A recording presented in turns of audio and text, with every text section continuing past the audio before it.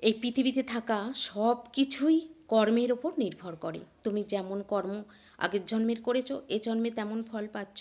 এ জন্মে তুমি ভালো কর্ম করো, নিশ্চয়ই ভালো ফল পাবে। আগের জন্মের কর্মটা এ জন্মের ভালো ফল দ্বারা অনেকটা লাঘব করতে পারে। আমাদের কর্মই সব কিছু। অসৎ কর্ম করলে তুমি তেমন ফল পাবে, আর সৎকর্ম ভালো মানুষ হলে তুমি সেরকম পাবে। হিংসা পরায়ণ আগ্রাসী মন যার, আরও চাই থামতে জানে না। লুটে পুটে নিতে পারলেই যেন ফুরিয়ে গেল। মানুষকে অসহায় মানুষের চোখের জল ফেললে তাদের একটুও কষ্ট হয় না, একটুও হাত কাঁপে না। এরা কি ধরনের মানুষ আমি জানি না। ভগবান এদের এত শাস্তি, নিশ্চয়ই শাস্তি দেবেন, শাস্তি দেন, তবু তারা বুঝতে পারে না কেন এটা হচ্ছে। অধর্মে লিপ্ত থাকলে তার শাস্তি তাকে পেতেই হয়। আমরা সব সময় বলি যে যারা ঠকায়, যারা বদ মানুষ হয়, খারাপ মানুষ হয়, যারা লোক ঠকিয়ে টাকা পয়সা উপার্জন করে, ইনকাম করে, তারা দিব্যি ভালো থাকে।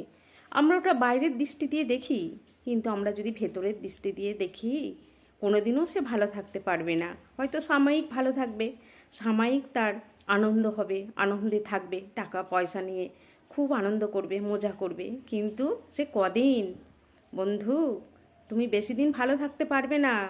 ভগবান অধর্ম সহ্য করেন না, যুগে যুগে আমরা দেখে আসেছি। ভগবান ধর্মের সাথেই থাকেন সব সময়, সর্বত্র ধর্মের জয় আছে, চিরকাল থাকবে।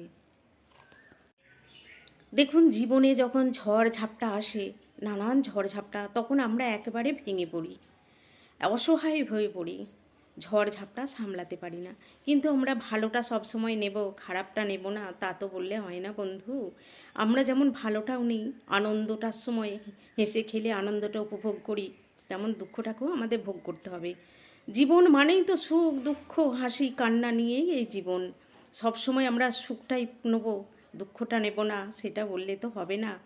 তবে যখন জীবনে দুঃখ আসে, যন্ত্রণা আসে, তখন জানবেন যে অন্ধকারের পরেই আলো আসে। সেই আলো দেখে আমরা কত আনন্দ হই। শুধু যদি আলোটাই থাকে, তাহলে অন্ধকারটা আমরা বুঝতে পারবো না।